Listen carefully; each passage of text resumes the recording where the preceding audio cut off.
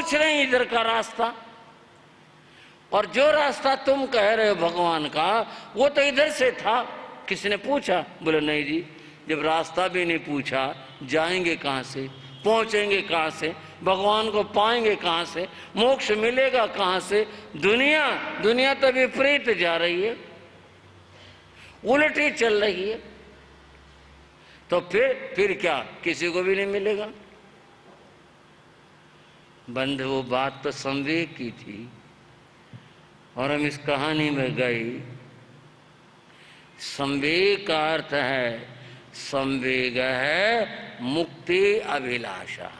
हो सके तो याद रख लेना, संवेग की परिभाषा है, संवेग है मुक्ति अभिलाषा। मुक्ति की अभिलाषा, मुझे मोक्ष मिले, इस अभिलाषा का नाम संवेग है, और वह भी शीघ्रता से मिले, इसका नाम संवेग है। जिसमें मुक्ति की अभिलाषा होगी वह दुनिया की आशा अभिलाषा नहीं करेगा, वह तो उस दिशा में और ही कहीं चलेगा, इस दिशा में नहीं चलेगा। और बंधुओं, श्री उत्तराधीन सूत्र के अंदर चर्चा है, तम पासे उन संविग्गो समुद्र पालो इणमव्वभी। था एक युवा था, घर गृहस्थी वाला था, विवाह भी हो गया था, वह अपने घर के छज्जे में खड़ा था। ऐसे ही आते जाते लोगों को देख रहा था। वहां से उसके भवन के नीचे से एक साधु गुजरा। उसने पहली बार साधु को देखा था, उससे पहले नहीं देखा था। उसके मन में प्रश्न आया, ये कौन है? पहले कभी नहीं देखा, कौन है यह? वह उस साधु के बारे में सोचने लगा। तंग पासी उन उसको देख करके संविगो समुद्र पालो इणमव्वभी, वह सोचता रहा उसके बारे में। बंधुओं, यहाँ से उसके मन में जो प्रश्न उत्पन्न हुए थे उनसे वह संवेग को प्राप्त हुआ था। जिसके अंतर में, जिसके भीतर में मोक्ष क्या है, भगवान क्या है, आत्मा क्या है, मैं कौन हूँ, ये सब प्रश्न उत्पन्न होते हैं। और फिर इन प्रश्नों को जो इनका समाधान अंतर में उतरकर प्राप्त करने का प्रयत्न करता है, मैं इसे प्राप्त कर लूं, जब ये भाव आता है तो वह संवेग कहलाता है। भगवान ने क्या कहा? प्रभु ने फरमाया, संवेगेण अणुतरंग धम्म सद्धं जनयति। उस व्यक्ति में जिसमें संवेग के भाव जागृत होते हैं वह अनुतर धर्म श्रद्धा को प्राप्त करता। उसके भीतर में भाव आता है, अनुतर धर्म श्रद्धा, अनुतर जिसकी कोई समानता न हो, परम पराकाष्ठा की, अत्यंत उज्जवल, अत्यंत ऊंची, अत्यंत दृढ़, अत्यंत मजबूत, ऐसे अनुतर श्रद्धा को वह प्राप्त करता है। फिर क्या होता है? अनंतानुबंदी को मान माया लोहे खवे। जिसका संबंध और नाता वहां से जुड़ गया, अब वह इन सब से निकल जाता है। किससे? क्रोध से, मान से, माया से, लोभ से, इन से वह निकल जाता है। क्या करना है, क्या लेना है? व्यर्थ है सब। क्योंकि उसका संबंध वहां से जुड़ गया। उसके लिए सब कुछ निरर्थक और फीका हो जाता है, व्यर्थ हो जाता है। और बंधुओं, इसका क्या परिणाम होता है? उसके भीतर के अंदर एक विशुद्धि पैदा होती है और उसका फल होता है तच्चंग पुणो भवक गहण नाई कम्मई। वह उसी जन्म में और ज्यादा से ज्यादा तीसरे जन्म में वह मोक्ष को प्राप्त कर लेता है, मुक्ति को प्राप्त कर लेता है, तीसरे भव का अतिक्रमण नहीं करता। इतना बड़ा भाव है ये। मोक्ष तीसरे भव में प्राप्त करो ज्यादा से ज्यादा, अन्यथा उसी भव के अंदर प्राप्त कर ले व्यक्ति। इतनी अद्भुत बात कब होती है कि जब भीतर में मुक्ति की अभिलाषा जागृत होती है, मैं मोक्ष को प्राप्त कर लूं, ये भाव आता है, तब वो सारी चीजें सब कुछ छोड़ करके विरक्त हो जाता है, मुक्ति के रास्ते पथ के ऊपर चल पड़ता है। बात करें भगवान महावीर विचरण करते हुए सिंधु सौवीर आए। कहाँ आए भाइयों? सिंधु सौवीर आए, जहां के राजा ने एक भावना की थी, अभिलाषा की थी, मेरे देश में आ जाएं, और भगवान आ गए उसके देश में। उसकी राजधानी बीती भयनगर आ गई। नगर के बाहर एक उद्यान था, मृगवन। भगवान वहां पधार गए, ठहर गए। राजा को पता चला, उसे बहुत प्रसन्नता हुई, भगवान आ गए। अत्यंत प्रसन्न हुआ वह, नगर में घोषणा करवाई, सबको प्रेरित किया कि सब लोग भगवान के दर्शन करें, भगवान की वाणी सुने, सब लोग जाएं। औरों को तो प्रेरित किया ही, वह स्वयं भी गया। पर मैं यहाँ कुछ और बात कहना चाह रहा हूं। ये सब काम तो हुआ, उसने प्रेरणा दी, सूचनाएं दी, कहा, पर एक और बात, कुछ एक मन में बात आई थी, कुछ याद है आपको? एक वादा हुआ था, किसी से नहीं, अपने आप से एक बात आई थी मन के अंदर, उसके ख्याल में है आपकी? बात ये आई थी, उसने अपने से, स्वयं से यह कहा था, अगर भगवान आ जाए ना मेरे राज्य में, मेरी राजधानी में, इन सब लोगों का कल्याण होगा। और मैं, उसने अपने से कहा, उदयन तू क्या करेगा?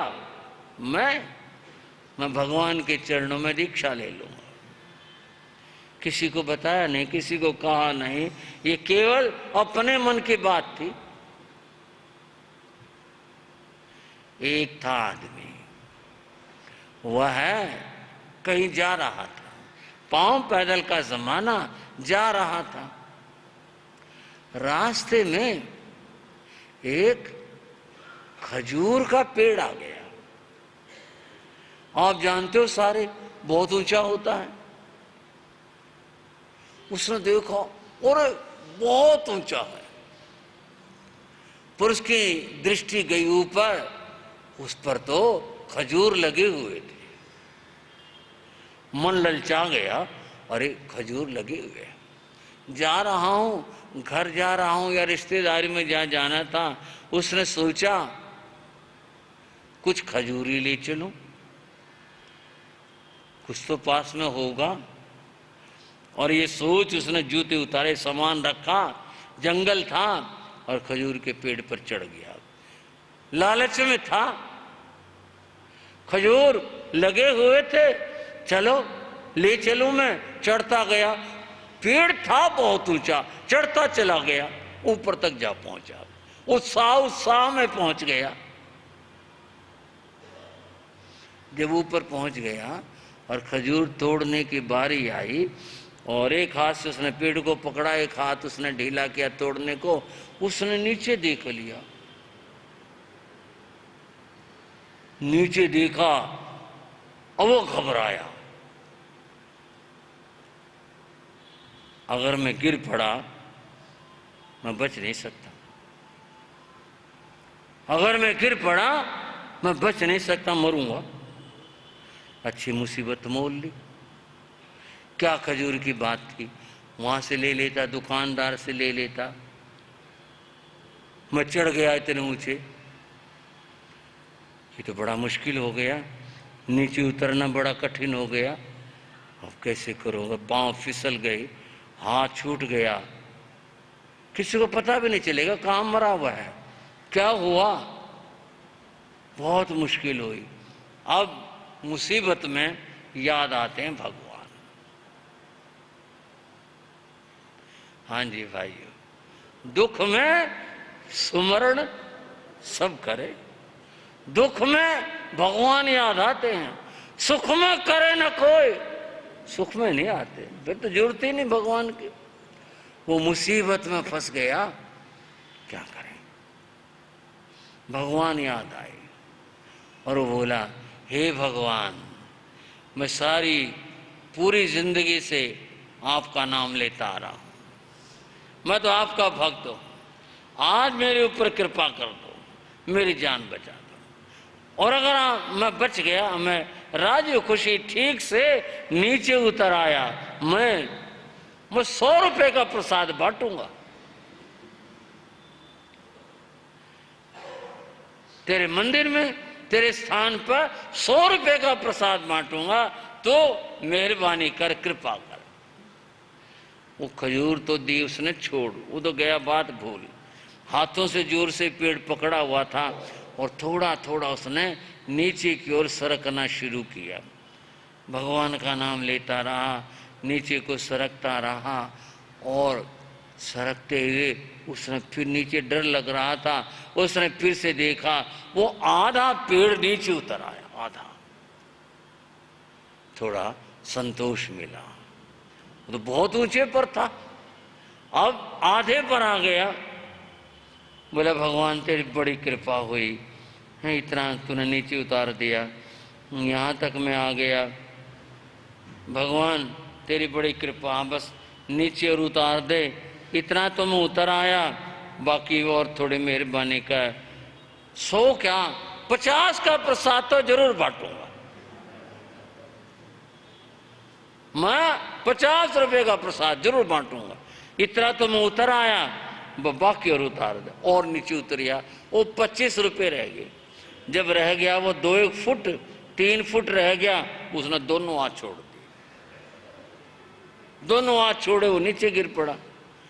बोले, एक प्रार्थना करी थी नीचे उतारने की, हाथ भी नहीं लगाया भगवान ने, आखिरकार में गिर ही पड़ा, प्रसाद काहेगा बांटू।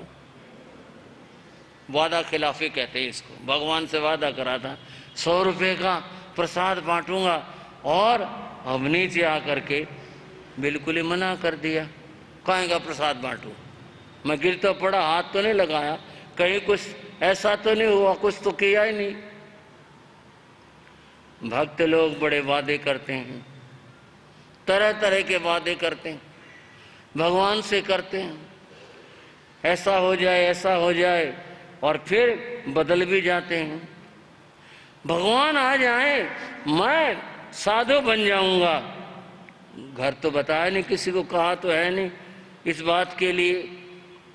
अब क्या है, साधु हैं, भगवान है, इनका तो काम घूमना होता है, आगे घूमते फिरते, कोई जरूरी तो नहीं मैं साधु बनूं, एक पक्ष है, यह सोचने का एक ढंग है, कोई जरूरी तो नहीं, बस ठीक, आगे बड़ी अच्छी बात है।